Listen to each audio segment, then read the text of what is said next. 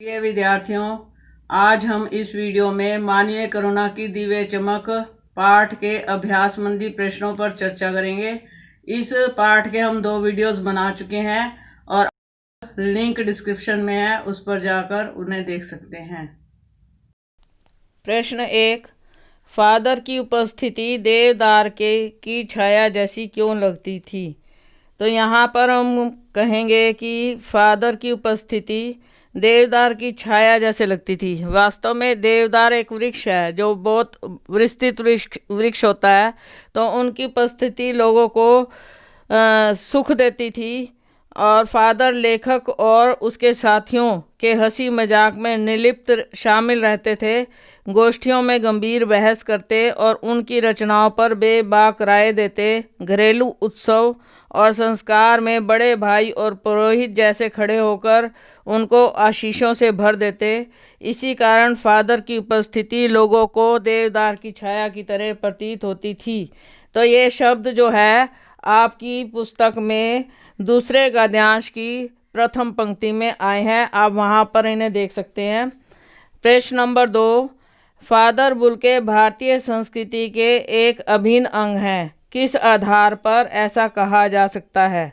तो ये हम इसलिए कह सकते हैं क्योंकि उन्होंने भारत को ही अपनी कर्मभूमि बनाया और भारतीय संस्कृति का अभिन्न अंग उन्हें इसलिए कहा जाता है क्योंकि वे बेल्जियम से भारत आकर यहाँ की संस्कृति में पूरी तरह रच बस गए थे।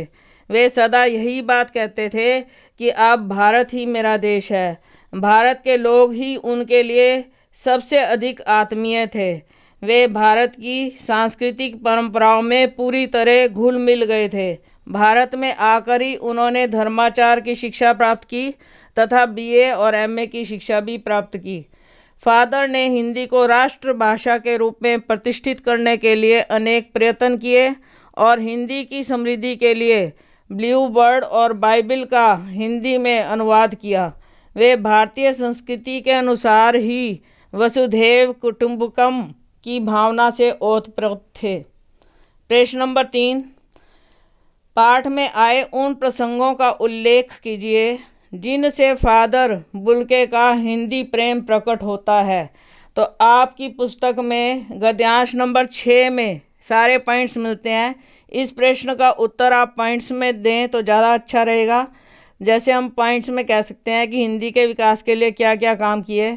उन्होंने राम कथा उत्पत्ति और विकास और ब्लू बर्ड का हिंदी में अनुवाद किया, अंग्रेजी हिंदी शब्दकोश तैयार किया।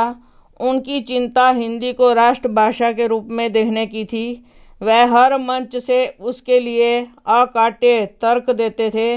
उन्हें इस बात का दुख होता था कि हिंदी वाले ही हिंदी की उपेक्षा करते हैं, अर्थात अवहेलना करते हैं या हिंदी का सही तरह से प्रयोग नहीं करते। प्रश्न नंबर 4, इस पाठ के आधार पर फादर कामिल बुल्के की जो छवि उभरती है उसे अपने शब्दों में लिखिए। तो इसके उत्तर में आप लिख सकते हैं कि पाठ के आधार पर फादर कामिल बुल्के की निम्नलिखित छवि उभरती है। नंबर 1, फादर कामिल बुल्के विदेशी होते हुए भी सच्चे अर्थों में एक भारतीय थे। वे भारत को ही अपना देश मानते थे।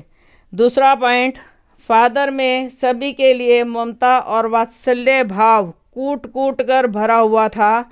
वे एक बार जिससे रिश्ता जोड़ लेते थे उसे तोड़ते नहीं थे। तीसरा पॉइंट, फादर को भारतीय भाषा, संस्कृति और साहित्य से अत्यधिक प्रेम था। चौथा पॉइंट, फादर बुल्के अपने स्नेहजनों के व्यक्तिगत सुख दुख का हमेशा ध्यान रखते थे। उनके सांत्वना भरे शब्दों से लोगों का हृदय प्रसन्न हो जाता था। अपने व्यक्तित्व की महानता के कारण ही वे सभी की श्रद्धा का पात्र बने रहे। प्रश्न आगे पॉइंट नंबर 5 में हम लिख सकते हैं, फादर बुल्के हिंदी के प्रकांड विद्वान थे। हिंदी के उत्थान के लिए सदैव तत्पर रहते थे। आगे प्रश्न नंबर 5, लेखक ने फादर बुल्के को मानवीय करुणा की दिव्य चमक क्यों कहा है?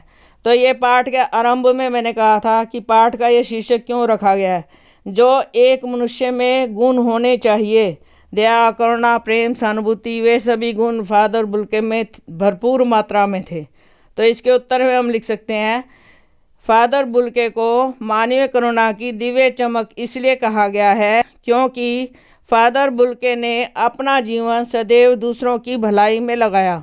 उनके मन में दूसरों के लिए हमेशा प्यार और ममता छलकती रहती थी, जो हर किसी में केवल अपने प्रियजन के लिए ही होती है, परंतु उनके मन में सभी के लिए प्रेम था। वे सबके साथ एक पारिवारिक रिश्ते में बंध जाते थे। वे कभी क्रोध या आवेश में नहीं आते थे।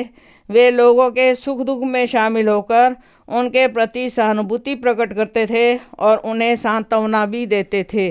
तो अगले प्रश्न पर चलते हैं। प्रश्न नंबर 6, फादर बुल्के ने सन्यासी की परंपरागत छवि से अलग एक नई छवि प्रस्तुत की है, कैसे? तो ये भी मैंने आपको सार में बताया था।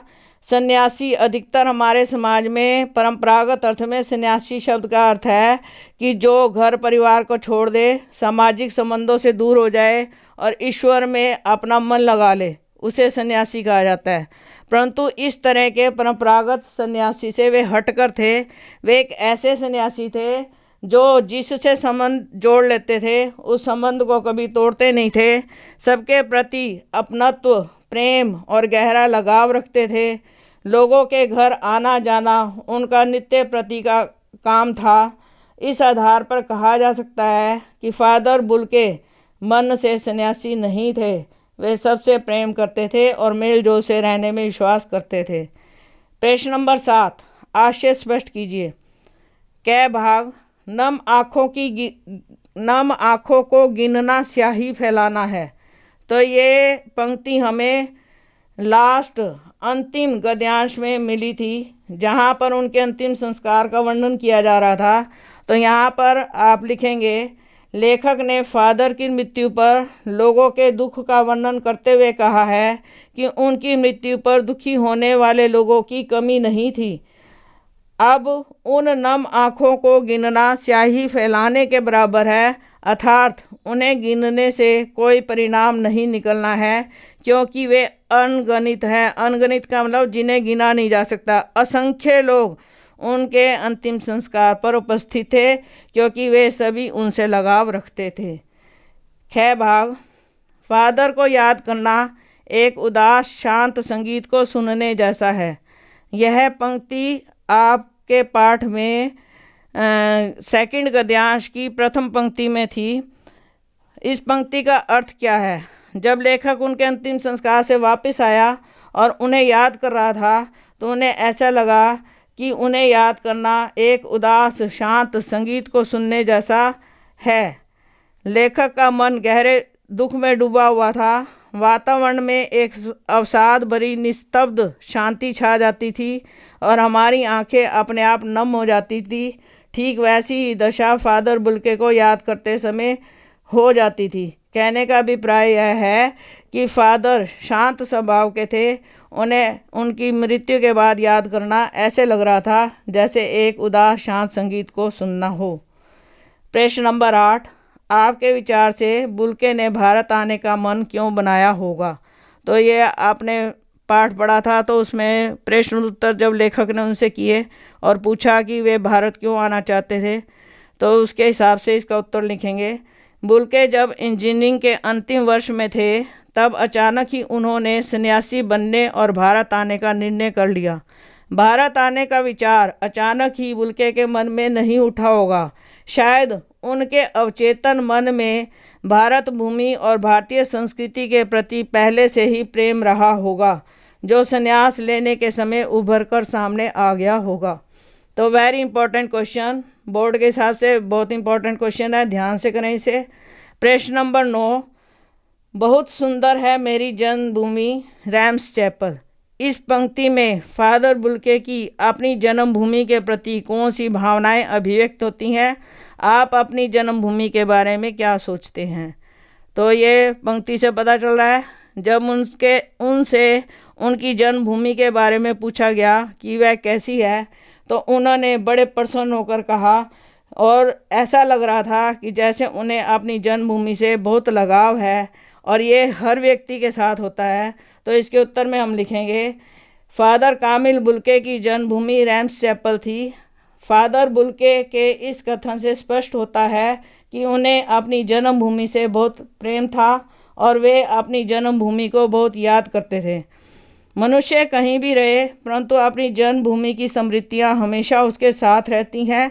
हमारे लिए भी हमारी जन्मभूमि अनमोल है। हमें अपनी जन्मभूमि को की सभी वस्तुओं से प्रेम करना चाहिए। यही हमारा पालन पोषण हुआ है, अतः हमें अपनी मातृभूमि पर गर्व होना चाहिए। हम जहाँ भी रहें परंतु ऐसा कोई कार्य नहीं करें जिससे हमारी जन्मभूमि अपमानित हो। तो इसी के साथ यह अभ्यास कार्य समाप्त होता है। धन्यवाद।